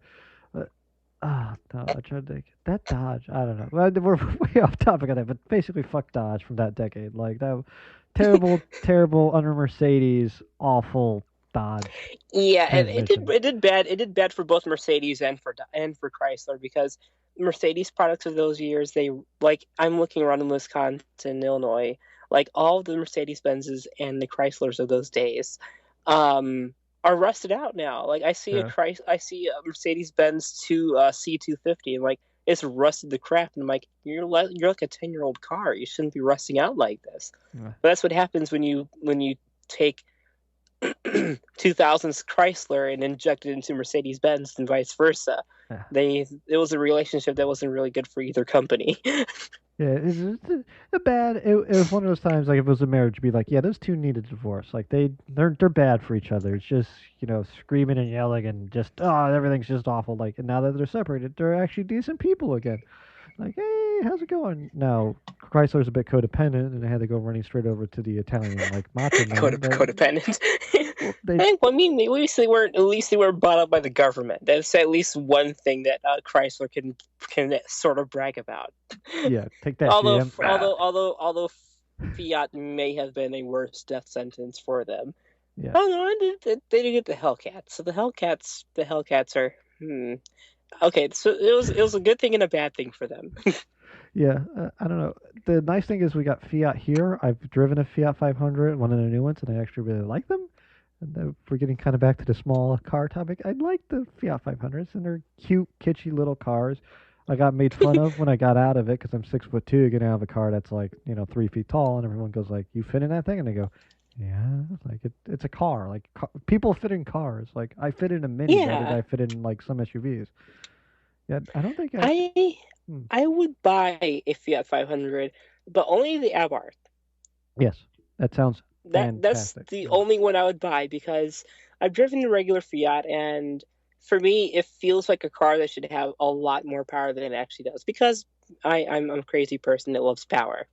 Well, If yeah, I could and drop a turbo in this car, I would have a turbo in my broken Smart. well, yeah, and for you, that car's got to feel like a huge behemoth coming from a Smart to a bar. It's like this car's huge. Why doesn't it have more power? The only thing that makes it feel like a behemoth is the dashboard. The dashboard in the Fiat's comparably huge to my Smart. So it's like, whoa, this is a lot less space than I thought it would be. Mm, Which, granted, the new Smart has that same thing where like it has a huge dashboard for a tiny car. yeah, But at least I figure out with the new Smart, at least my knee doesn't bump against the dashboard like I do in the Fiat. So there's at least one redeeming feature. yeah, But still, I would love to get an Abarth. I just love the exhaust note, the turbo, everything. mm, I get oh, so many speeding tickets. yeah. They do stand out a little too. So Oh yeah, maybe. I could like plastic up the mirrors pink and crap. Oh god, yes. Oh, I wonder, did they ever make the Smart in pink? Not officially. Mm, They do have this program where you can get any paint color you want for like an additional $2,000. But not as an official color in the United States. that's interesting. I guess that's maybe a Mercedes thing with the color because I know they have probably a crazy paint booth available to them over there. I don't know. Yeah, the new Smart has a lot of like they say one of the marketing points is oh you can have up to 400 different color combinations. In the United States, not so much. You Mm, have like at best like 20 color combinations you could choose from. yeah, it's so So sad. once again the Europeans always get better toys. Again, it can't cost that much, and this is what drives me nuts about most manufacturers, like especially ones that have the overseas delivery thing. And I'm going to call out Volvo on this one here real fast, which is a weird call Oh out thing. boy. But like, you go to a dealership and you go, "Hi, Volvo. I would be very much interested in getting one of your new V60s with a manual transmission." You go, "Oh, we don't make it with those." Yes, you do. You make them overseas. If I order one from overseas, can I get a manual and bring it over here? No. No. Like, why not? Like, well, because we don't ship them over here. Yeah, I understand that, but I'll be shipping it over here. Ooh, Yeah, ooh. no. Now I have a call out thing too because okay, so we're over an hour into this now, so no one's ever gonna get to this point apparently. Yeah, So apparently not. Yeah. I could feel safe saying this without getting too much flack. But one thing I find ultra contradictory about the online car community is we always say build more crazy cars. We ask companies to say, okay, build us more rear-wheel drive sedans, Yeah. build us more quirky, weird cars. Okay, and then when the manufacturer complies, they build a quirky, weird car. For example, like Smart, they say, okay, we built you a quirky, weird car, Yeah. and we say, oh God, that's terrible. I would never drive that. Or in the case of the Chevy SS, oh God, no, that's too expensive. So Yeah. we ask the car companies to do certain things, and they say, okay, we'll do that. And then they do that, and we're like, no, that's terrible. Don't do Mm. that. No, no, no, no. And so of course now they just want to build bland cars because well they want to listen to us anymore. We talk we say crazy things like build us crazy quirky cars, and we turn around and say nah we're not going to buy that. That's too crazy and quirky now. Yeah. Well, it's like the ultimate. Well, I think part of that is um, the enthusiasts are not the ones with the money. Like, No, not at all. we're enthusiasts. We're probably worse with our cash in terms of cars than anyone Oh else. So we can God. never afford like a brand new car. Worse with our cash. Yeah, it's like, well, like just blew a whole bunch of money on brand new Mustang, and like, oh, it's something else is coming out. I'm gonna go grab that. And now I'm like $80,000 in debt, and I have no idea what I'm doing with this. Why aren't people building more quirky, fun cars? And it's like I can't afford it anyway. Like, I haven't figured out how people can have girlfriends and have an enthusiast car at the same time. it's hard. For me I chose my Miss Tesla over modifying my car continuously. So like I can't afford both.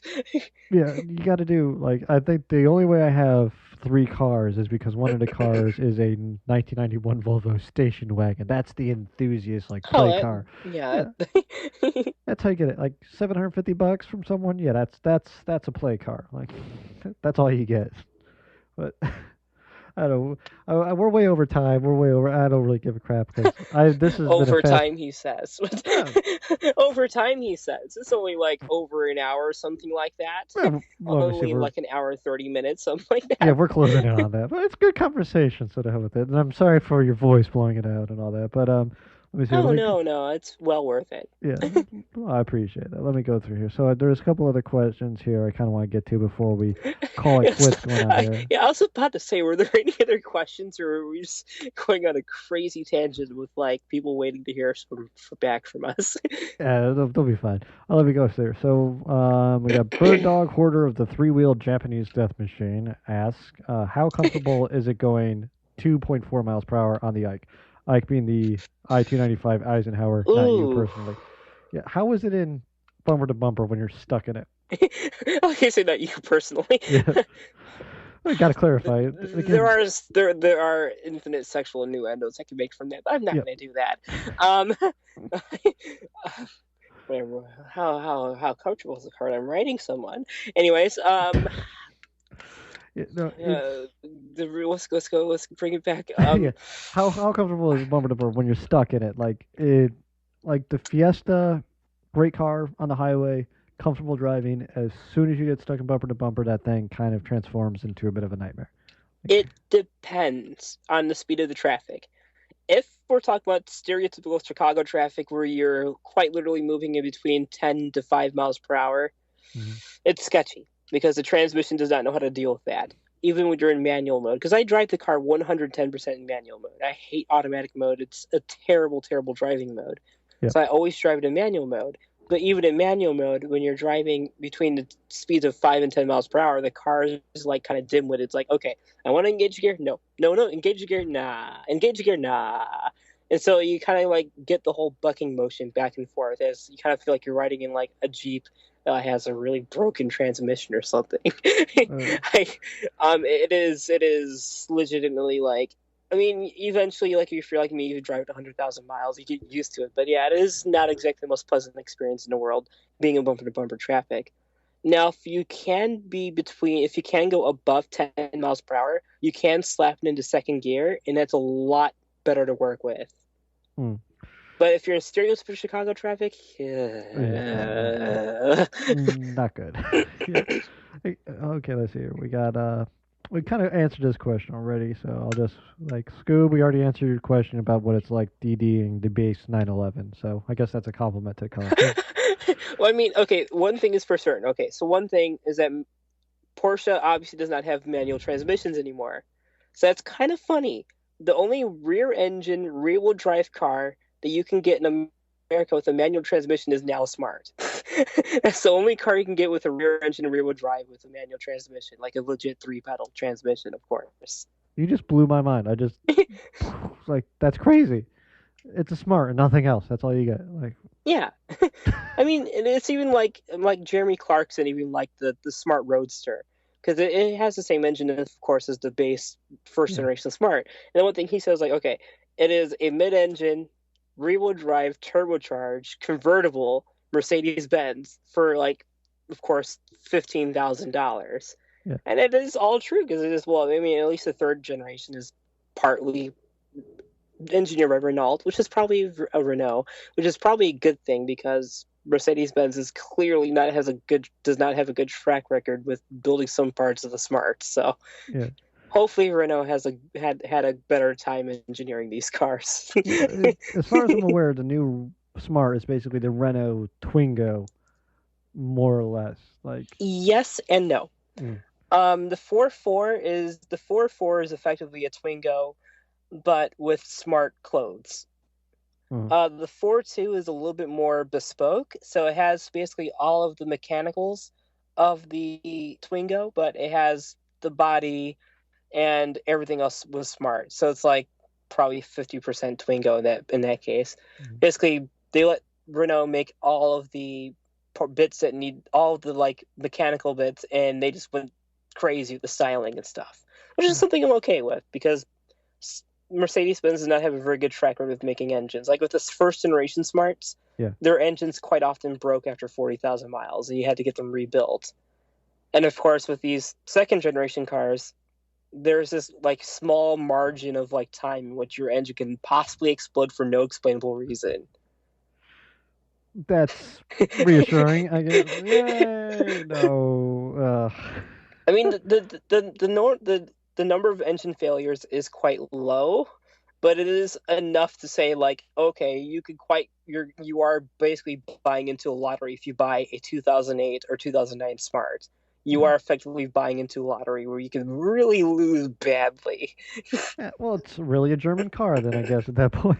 But Yeah, it is a lottery. yeah, oh, you got again Mercedes. You build a beautiful car. You know, you did it with Dodge and all that. And again, that generation. But my God, like you cannot engineer, at least not that Oh yeah, generation. and then of course I love the car so much I chose Mercedes for my new name.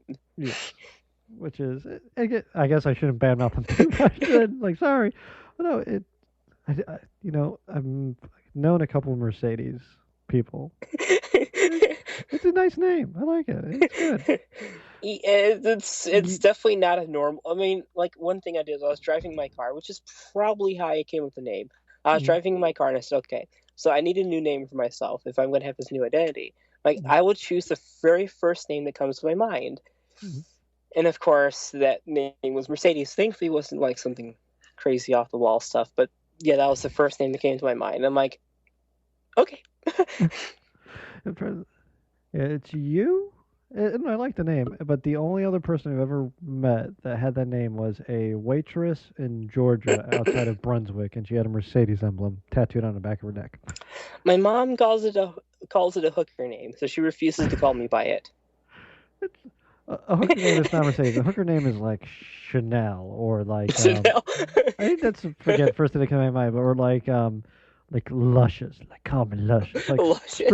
stripper names or like candy. Candy. That's a good like hooker slash stripper name because they're basically the same thing.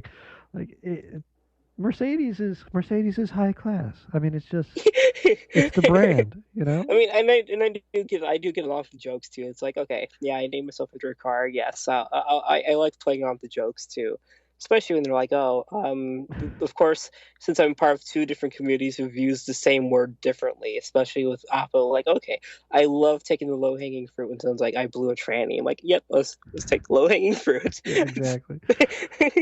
I don't again. We're an hour and a half into this, and I'm sorry, but again, this is opposite lock month. So, like, how did you find your way to opposite lock? I guess is. Oh yeah, yeah. I forgot about this entirely. But yeah, So I did I. I'm know like, I'm looking at my questions here. So, Kinja. I know when Kinja first, I was like, I haven't been much of a full-time reader of Jalopnik.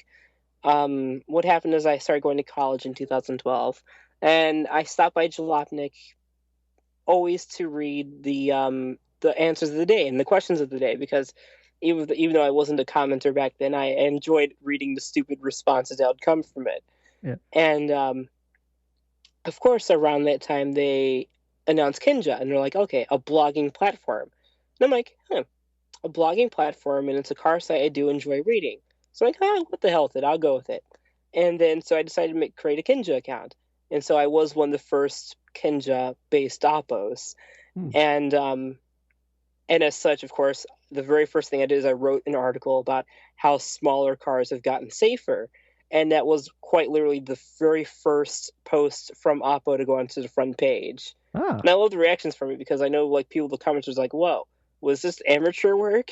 Because of course I'm not a professional writer. I mean, I've gotten better at my writing over the years, but of course back then I was just like a kid in college. I was like just writing up about something I liked. And so of course I had like grammatical errors and stuff like that. So Yeah. of course, like the initial reaction is like, whoa, you're letting regular people write articles now. But yeah, I was the first person to get like an article shared to the front page.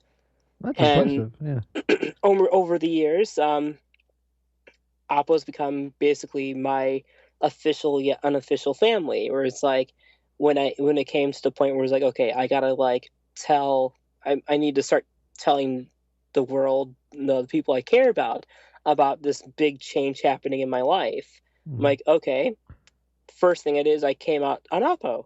And the response was absolutely heartwarming. And I'm like, okay, this was the car community I thought it was. And it still is the car community I thought it was. I've had my fair share of haters, and I still do. Have people stalk me, but for the most part, Oppo is completely like my home. Like, and I'm glad to have met like a lot of really awesome people in real life from Oppo as well. No, no, it's to that point. I have some people say we've had to run into some people. I have not met a mean person on Opposite Lock yet. It. I've been to other places. I've been on the internet since the internet was a thing, basically, because I was a huge nerd back in the day, and still am. But I've always been on the internet, and you go to places where you think you can be meted and greeted with people who are going to treat you nicely, and then you realize, holy crap, there are trolls everywhere, and you get to Opposite Lock, and you just don't. I haven't found them yet. And The mods are really good at getting rid of them in a quick fashion. I mean, the only long term like hater was that I drive for Mercedes Benz's dude that like made three different accounts and somehow like was allowed to troll the community for a very long time. That was the only hater I've had for a decent amount of time. yeah, what is that? Is that the guy they make fun of? Is that the SM70 or whatever the hell it is? Like the Pixar didn't happen. Is that where that comes from? I have no idea. I mean, I know the I drive for AMG's guy was like, I mean, he's basically like a celebrity level troll now. Like everyone knows him, basically. Yeah. This got to be such a weird life for people like that. Just like hate and just like fester or whatever the hell it is. But no, it's to bring it back to the positive. I like the way the community's set up, and I like the mods, and it's a place Oh where yes. like I started doing this goofy podcast thing because of it, and it's been a great place. You get positive feedback. You never reach negativity. Now, obviously, that's not as huge of a life change as what you're going through or went through, and it's it's a I don't know, it's just such a nice place. It's very reaffirming that these people exist, and that's why I kind of want to do the opposite lock month, like always Yeah, do. and I'm Mm, because I mean, like I'm like effectively, I'm still living with Napo now, so it's like it's really awesome, like how much these people are willing, like people in Napo are how much are they're willing to be like more than just your friend, like basically be your lifesaver even more. So it's like it's really the car community that changed my view on car communities. Because uh, like I know the smart car community, they were nice people. I thought they were just an isolated incident of like crazy people who are really nice. So I'm like, okay, I thought this was an isolated incident, but then I met Appa and I'm like, holy crap, this changed my view on car communities in general. And like that's actually another thing I want to like say about smart communities before I forget to actually. The strange thing about us is that there's a lot of crazy like people assume that smart car owners aren't car enthusiasts. But I'd say the vast majority of us who own smarts who are active in the community are. Like we have guys who own like custom like built like kit cars and like guys who built like three-wheeled trikes using like tubular steel. Like I there's a guy in our forum who built like an Ariel Atom looking trike and it looks really freaking awesome. And wow. like we have a guy who he put like a Toyota Paseo engine in his and made that famous like wheelie smart car video with it. And it's like we have crazy like most of us are actually car enthusiasts. It's just like the smarts are a little hobby on the side, and that's just like how we were like people from all different types like people that got rich people, poor people, like people from everywhere in the spectrum, all coming together to like this crazy quirky car. And it's crazy to see like the guy talking like saying, "Yeah, I got a Porsche 911 in the garage. I got a Lamborghini." It was like, "Oh yeah, but I drive a smart for the daily car." I'm like, "Holy cow!" I guess it's a car, and you once, like you said, once you get it, and it makes perfect sense. And I don't know if it's something that our people are going to come around to. I don't understand why it does. I feel like as weird and as goofy as Opposite Lock is, it should be something that they kind of embrace because it is such a weird, goofy car. I don't think it's, everyone praises the Miata as being like the holy grail of car, but the Miata, the engine's in front. And can we really love as a community, as weird, quirky people, can we really love a front engine car? I say we ditch the Miata and get on the smart car bandwagon. It makes I mean, perfect sense. I know I've kind of changed like since my time being on both Jalopnik and Oppositelock. I know I have at least changed like at least a little bit of the overall opinion against Smart. And I know like sometimes some of the Jalopnik writers would be a little bit hesitant to write a negative article. They don't know how to be right around the corner to rebuttal them right away. So It's I don't know. I like them. I'm still gonna say what I say about them, and I do think I think they're fun, interesting little cars that the build quality was never quite up to snuff on. Like, Build quality. yeah, well, Define build quality. yeah, yeah, that's in the Mercedes, Daimler, Chrysler wonderful spectrum of things, right on par, which is saying something. But it's, I don't know, I, I like them, and the more, and I hope and pray, and this is the problem. As soon as I like a car, the brand starts to die out. But please don't.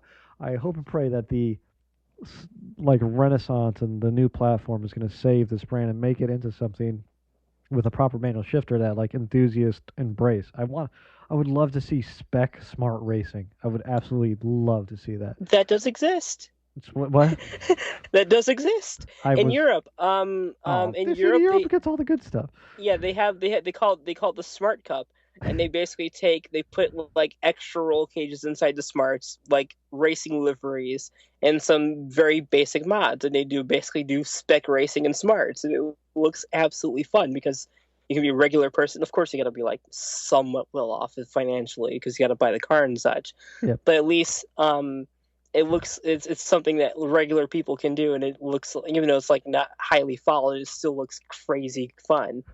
But then actually to ease your worries a little bit, um, globally, Smart's doing pretty well.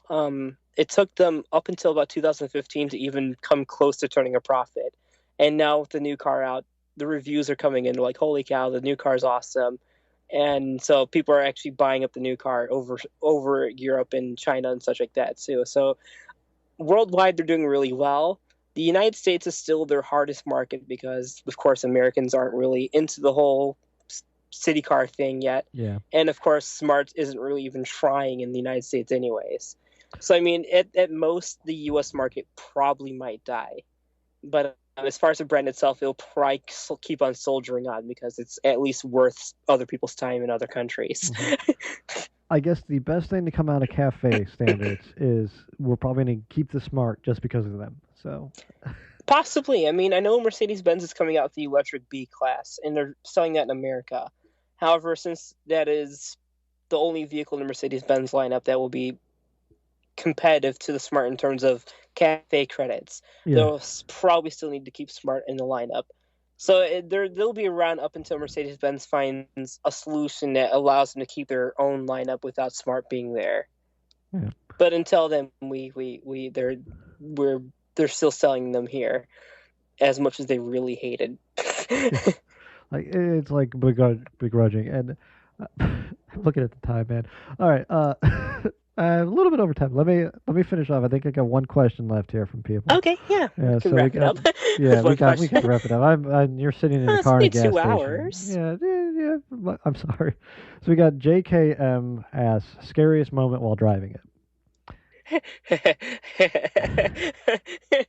Oh, okay. Whew. No, wait.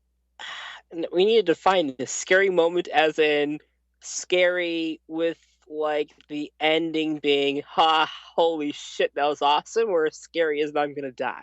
I'm gonna go with well, you've been driven off the road by some bro trucks, so I'm gonna assume that's more towards the latter than the former. So I think we'll end on a positive note and say like the holy shit that was awesome moment. Oh, okay, holy shit, that was awesome moment. Yeah. Okay, so I am a cheapskate, admittedly. So when it came to replacing my stock tires and for getting new tires for my rims, I went and bought Kumho Extra ASTs.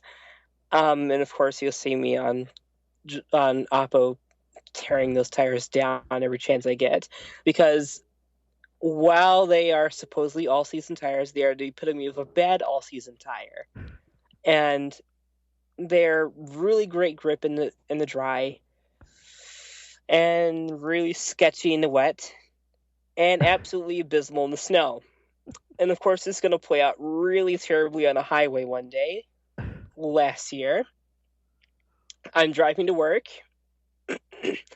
and I have traction control turned off because when it's snowing out, I love to have traction control turned off so I can do fun drifting. Because rear-wheel drive with crappy tires makes fun trips. Uh-huh. This turned out to be a mistake as I was driving next to a semi truck. and I hit a patch of ice in the road. And my car responds by being, following with the whole trend of rear engine cars being widowmakers Yeah. and kicking the ass end out. I did not one, but two 360s while next to this truck. But surprisingly enough, I did this basically the 720 move. I did the I did the 720 move, but I stayed within my lane the entire time.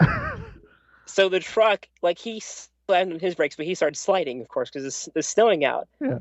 But I spun like a top twice and regained traction and kept on going in the same direction I left in.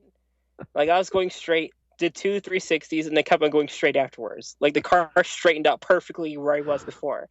I looked around. I'm like, did anyone see that? I'm like, okay, just the trucker. Holy shit, that was awesome. I almost died. I'm just imagining the trucker like, was that on purpose? Like that was what? So yeah, those tires were horrible. Yeah, they sound. that was probably that. Yeah, that was my holy shit I'm gonna die moments. But at the end of it, I'm like, holy shit, that was awesome.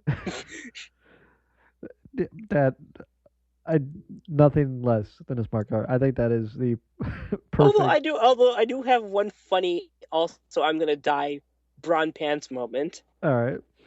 Um, I was driving about 60 miles an hour on this road. Speed limit's 55, blah blah blah blah, whatever. Mm. Anyways, an old lady is pulling out on a side street, and she pulls out directly into the middle of the road, like 50, like 100 feet in front of me, and Oof. she stops because she miscalculated, and she's like, and because there was oncoming cars coming, and she drove out into the road, not noticing there were oncoming cars coming from the right side of her. Now it's coming from the left side. So she stopped thinking, of course, she can't do that or else she'll get hit. Yeah. But of course, there I was coming. And I'm like, oh, shit. And I was holding a coffee at the time, too. So I was like, okay, I have no clue what I'm going to do here.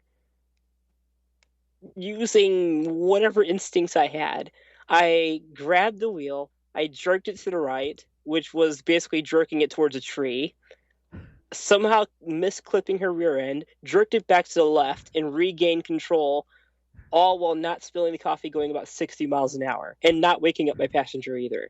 Like, my passenger woke up, he's like, huh, well, what happened? I'm like, oh, nothing. Just go back to sleep. I'm just drinking my coffee.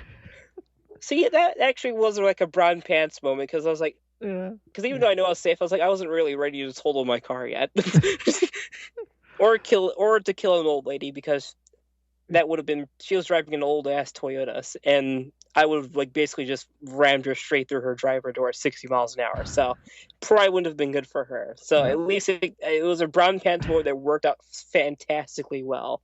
Yeah. And you didn't spill the coffee, which is I talent. didn't spill the coffee. Yeah. Thank heavens for those McDonald's cups. Yeah. All right. I'm officially calling it. We're way over time, only by about an hour, but that's fine. But so thanks everyone for listening. I'm gonna go through this real fast. If you're listening still, thank you so much. If you're listening still, Yeah, I hope people. I see. This is the weird thing about podcasts. Again, you got me conversation. Weird thing about podcasts. I know some people listen all the way through because I see them online, but most of the time I just listen to. All I can see is if it was downloaded or not, and wait. then So I'm gonna be the crazy like person who's out of touch with reality. uh, So this is a live show. not quite. No, like it goes to a download and it goes but no, it's but like talking to Steve, and Steve, even though he started podcasting after me, he understands and does much better than I do. Steve Leto, because I can never pronounce his name. He's like, yeah, no one ever listens past an hour. I'm like, well, maybe they're gonna listen to you after an hour, but I don't know. Oh But no, I listen like my news platform is the Young Turks. They usually do by at minimum 2 hours for their podcast. So I listen all the way through there. So this is 2 hours is no big deal for me. Yeah. Again, I'm curious. So for people who are still listening, please tweet that you're still listening. I don't watch. It's be like one tweet, but If you haven't fallen asleep, please tweet. yeah, exactly. And tweet us at Untitled Car Show. You can always email us, untitledcarshow@gmail.com. Rate us on iTunes.